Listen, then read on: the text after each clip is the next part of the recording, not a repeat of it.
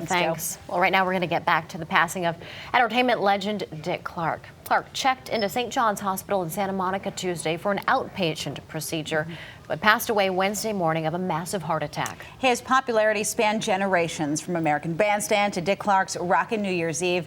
And remember his game show? Now, the multi-talented entertainment icon is leaving a legacy. Fox News correspondent Trace Gallagher has the story. Legendary television host Dick Clark has died. He passed away after a heart attack in Santa Monica, California. Nicknamed the world's oldest teenager because of his boyish appearance, Clark helped bring rock and roll into the mainstream on American Bandstand. Welcome. We're very, very happy to have you, as always, here on a Saturday with American Bandstand. When Dick Clark launched American Bandstand in the 1950s, there were no other programs like it on TV. So for the first time ever, musicians had a national platform to showcase their talents. Clark also produced and hosted a vast range of shows and events, including the New Year's Eve countdown from Times Square and the American Music Awards. For a time in the 1980s, he was the only personality to host top-rated shows on all three networks. Few people touched the entertainment world quite the way Dick Clark did. He touched television with his New Year's Eve special. He launched the career of so many musicians with American Bandstand, and he even worked in radio. Clark continued performing even after he suffered a stroke in 2004 that affected his ability to speak and walk. Flowers being placed on his star at the Hollywood Walk of Fame, as many mourning the loss of the TV icon.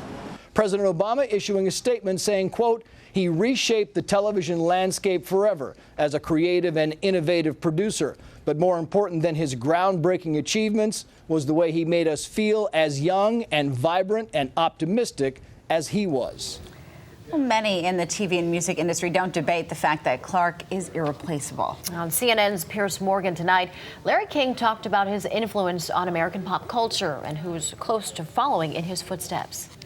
I think Seacrest was the closest, and he's a producer. He has television shows, the E! Network, etc. He would come the closest to touching it. But there'll never be another Clark, never be another Dick Clark. And actually, Seacrest mentioned it last night on American Idol to start off the show there. Yeah. We're going to have more on Idol in a little while. Yeah. Well, Dick Clark fans are remembering him this morning on the air. Fox Connecticut's Jan Carabeo is live this morning at WDRC radio station in Bloomfield with more on what they're saying. Jan? That's true. Ladies, I've been here all morning talking to these hosts and talking about Dick Clark. Everywhere I go and everyone I speak to says one thing about Dick Clark is that he is a legend, and these guys tend to agree with that. This is Jerry Kristafer and Mike Stevens, hosts of WDRC's morning show. Good morning, guys. How you doing? What did you think yesterday when you heard the news that this icon is now no longer with us? Well, you know, he's been in bad health for a while after his stroke, but we heard that right up until a few days ago he was in good spirits, sharp mind, and what have you, and still knew what the top 10 songs were today. And that's one thing, he was really forever young. Yeah. When you think Dick Clark, you think rock and roll. I mean, the Raider record, if it didn't score high, you wouldn't go out and buy the record. I mean, if it was a stiff on the Dick Clark show on American Bandstand, you just didn't buy it. Yeah, he had a huge influence on music. You mentioned the top 10. A lot of different people in the entertainment business have now taken from that, and so he's influenced a lot of people currently. Right, Letterman's top 10. Also, just to follow up on what Mike said, you know, you watched the American Bandstand, whether it was back in my day when it was on every day after school, or the weekend version in the 80s, you learned the dance steps, you learned how to dress. I mean, that was really kids, teenagers' reflection of the culture. You knew how to fit in by what was going on American Bandstand. That was the barometer that we all lived by. Yeah, everyone rushed home to watch it. Oh, absolutely. Absolutely. Right. You guys are no different, right? What's that? You guys are no different, right? No, not at all. Not at all. We used to just skip school just to see the whole program. Yeah. No, I watched it when I got thrown out of school is what I did. I didn't skip. I just was asked not to come back. Yeah. But. And you guys were saying that everybody wanted to be Dick Clark, right? Yeah. He was so cool. Yeah. I mean, there were people that host programs, but I mean, he was just so slick, so cool. It looked so effortless when he did it. He looked like he was born to do what he did for a living. And there'll never be another one. I mean, he was a pioneer. He's a legend. He'll never be replaced. And just think, a lot of parents wouldn't let their kids listen to rock and roll until they saw Dick Clark. how clean cut and all American he was. Yeah, rock and roll is good if that guy can sell it. Right, Yeah. right. So Yeah. made it appealing. Yeah, a lot of us saw acts on the Ed Sullivan Show in our parents' living rooms or with our grandparents.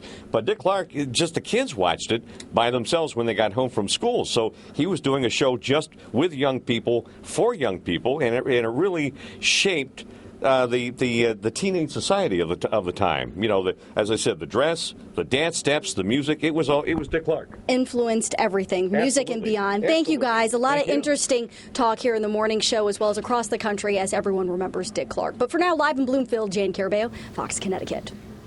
Now, the Daily Beast has a great article about Dick Clark this morning. Yeah, they posted the top 40 facts about the icon. Here's a look at a random few of them. Yep. He got his first job in a mailroom at the radio station that his father managed at age 17. Now, Clark appeared in the final episode of Perry Mason back in 1966 and portrayed a murderer. He was just 28 years old when he founded Dick Clark Productions in 1957. He also suffered from type 2 diabetes. And you may have noticed that he never liked to say goodbye. His phrase was, "For now, Dick Clark, so long." And he delivered it with a military salute. He was married to his third wife, Carrie, for 35 years, and they got married on 7/7/77. And another fact I didn't know, I just learned this morning, that he actually created the American Music Awards. Yes, he did. Yes. Yeah, to kind of go against The Grammys. yeah. And still quite popular today. Yeah. And it brings us to this morning's Buzz question. We asked our Facebook fans, what's your favorite Dick Clark memory?